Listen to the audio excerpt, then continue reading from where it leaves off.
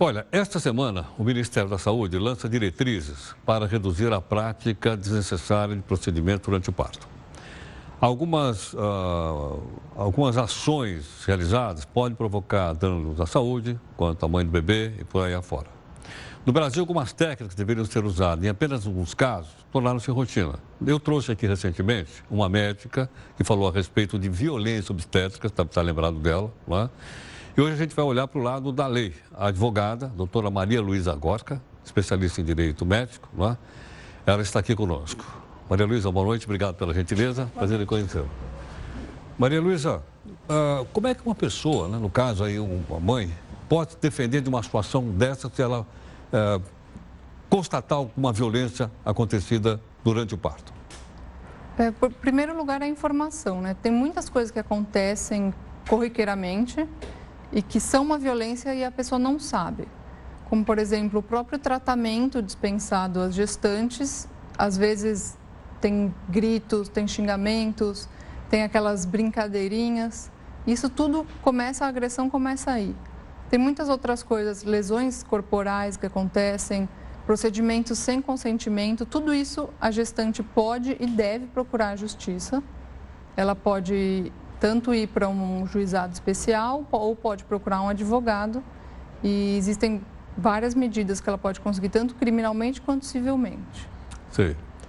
Quer dizer que, portanto, as pessoas não devem se submeter a isso, né? E achar que isso são coisas normais, que não são. Não Ninguém são pode ser normais. agredido, né? Porque está procedido pela lei. Exatamente. Assim, deveria ser um princípio básico do médico, né? Não agredir moralmente ou fazer nada sem consentimento, porque isso não é nem permitido pelo Código de Ética Médico. Mas acaba acontecendo aquela rotina de fazer o maior número de partos possível, manobras que visam a facilitar a vida do médico em detrimento da paciente. Exatamente. E muitas mulheres acham que isso é normal, elas vão para casa achando que é assim mesmo e não sabem que isso não pode acontecer.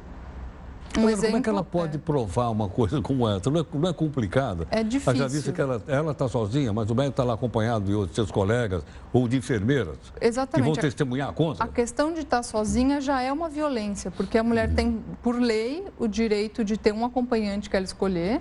Qualquer pessoa, não precisa ser o pai. Ela tem esse direito e tem lugares que tentam restringir, mas ela pode ter esse acompanhante. É lei, é direito dela. Sei. Quer dizer, aquela pessoa que ela escolher para acompanhá-la tem o direito de estar lá o tempo ao lado todo. dela. Exatamente. Então, essa pessoa já é uma testemunha. As questões, assim, digamos, de agressão verbal são um pouco mais difíceis de serem provadas, como em outras esferas da vida. Agora, outros tipos de agressão, elas deixam marcas, às vezes até permanentes na mulher.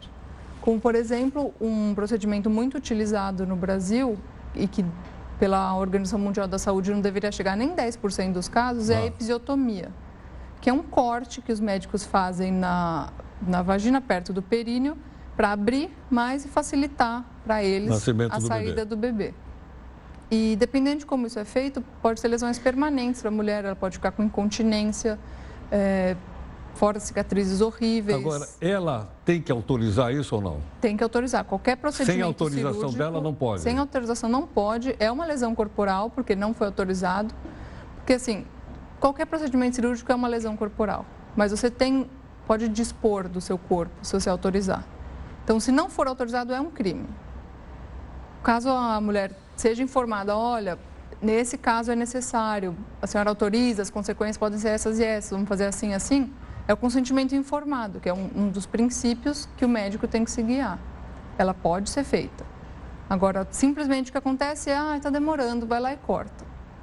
E isso traz consequências terríveis. Outro problema é uma manobra que chama manobra de Christeler, que o médico ou o enfermeiro, ele empurra por cima da barriga da mulher. Às vezes, tem médicos que chegam ao cúmulo de subir na barriga da mulher para tentar dar um empurrãozinho para o bebê sair. E além das muitas lesões que pode gerar na mulher, quebrar costela, hematomas, pode gerar lesões gravíssimas no feto que está lá dentro, que ele está sendo amassado, né? Tem um feto que recentemente saiu no jornal, um caso que o bebê ficou com paralisia. Existem casos que o bebê chega a morrer. Então, essa manobra, nem com autorização, ela não é para ser feita. É uma manobra criminosa. Entendo. Quer dizer, a isso ela não pode se submeter de forma alguma, porque não é um procedimento médico. Tem países que são proibidos, a Organização Mundial da Saúde não recomenda fazer isso, não tem nada que diga que isso tem uma eficácia. Mas isso é feito, isso é uma violência contra a mulher para tirar aquele problema dali. Assim como outras questões que parecem normais, quando você pensa, aquele soro com oxitocina. Soro? É oxitocina, é uma substância que ajuda a aumentar as contrações, para acelerar o parto. Isso também é uma violência, porque você está colocando uma substância na pessoa, muitas vezes sem essa recomendação, só para acelerar, ela vai ter mais dor, o bebê pode não estar tão pronto para sair, pode ter algum problema. Tem que sair dessa lógica de fazer o parto o mais rápido possível. Porque um parto demora, pode chegar a demorar 10, 12, 18 horas. E o médico tem que ter paciência para fazer isso. Bom, e faz parte do seu compromisso, né? Exatamente. Além da questão criminal, tem um compromisso que ele prestou. Porque parece que o procedimento, né, não é como em outras cirurgias, por exemplo. Exato. Parece que a mulher está, de alguma forma, sendo punida por estar ali. Como uma piadinha do achou bom para fazer porque agora está chorando. Que também é uma agressão. Lógico. Aliás, é uma invasão de privacidade, inclusive. Invasão de privacidade, exatamente. É um absurdo. É como se a mulher fosse um encosto ali que o médico tem que se livrar logo para voltar para o dia a dia normal dele. Não se vê a mãe que está num dos estados mais vulneráveis que ela vai estar durante a vida toda, a vida que está ali tentando nascer, e tudo isso fica à mercê de profissionais ou mal preparados ou mal-humorados, que nada justifica. A pessoa denunciar, a pessoa ir atrás disso, como você explicou, é uma forma até de melhorar o serviço. Exatamente. Vai estar ajudando outras. Exatamente, para que o médico vai saber pela mesma situação. Que não pode fazer isso, que ele vai ter uma punição. Da mesma forma, a pessoa pode ter uma indenização pelos problemas, tanto por danos materiais, cirurgias que ela teve que fazer Morais também ou não? Morais, com certeza. Com certeza, morais. É um dano moral. Agora, ela processa quem? O médico ou o hospital ou os dois? Depende. Depende. Pode processar os dois. Se for atendimento particular, processa o médico. E se for atendimento em nome da instituição, processa o hospital. Mas é muito comum processar os dois. Aí na esfera solidariamente. Civil, exato. Na esfera civil, o juiz vai entender. Na esfera criminal, processa só o médico, porque o hospital não responde criminalmente. Sim. Mas ele responde civilmente. Responde civilmente. Até moralmente, se houver dano moral, ele responde. Se o juiz entender que tem a solidariedade, responde pelos danos morais também. Agora, essas coisas sempre existiram, são mais intensas agora, ou as pessoas estão tomando consciência e estão vindo para divulgar? Sempre existiram e as pessoas estão divulgando mais. Inclusive, tinha práticas até piores antigamente, que felizmente não são mais praticadas. Um exemplo é o que eles sedavam as mulheres de uma forma que eles davam uma substância que ela ficava com amnésia, ela não estava anestesiada, ela simplesmente esquecia todo aquele sofrimento. Então, felizmente, isso não é mais realizado nos partos. Gentilmente, a doutora Maria Luísa Gorka, especialista em direito médico, aqui conosco. Maria Luísa, voltando então a todas essas questões que você lembrou, aliás, muito bem, como faço, né? Não é, além da questão punitiva dos excessos que você citou, eu acho que envolve também uma questão educacional, ou não? Com certeza. Se você cresce achando que isso é normal, o médico que está se formando, ele aprende isso na faculdade. A episiotomia, aquele corte, por exemplo, eles rotineiramente cortam para ensinar. Olha, se cortar é assim, você aprende a suturar aqui, como se a mulher que está lá fosse um experimento para eles. E eles crescem nesse ambiente, são formados nesse ambiente. Então, não teve um pensamento diferenciado, pensamento de acolhimento da gestante, dos direitos da gestante. Ainda tem aquela ideia de que ali na sala de parto eles mandam em tudo.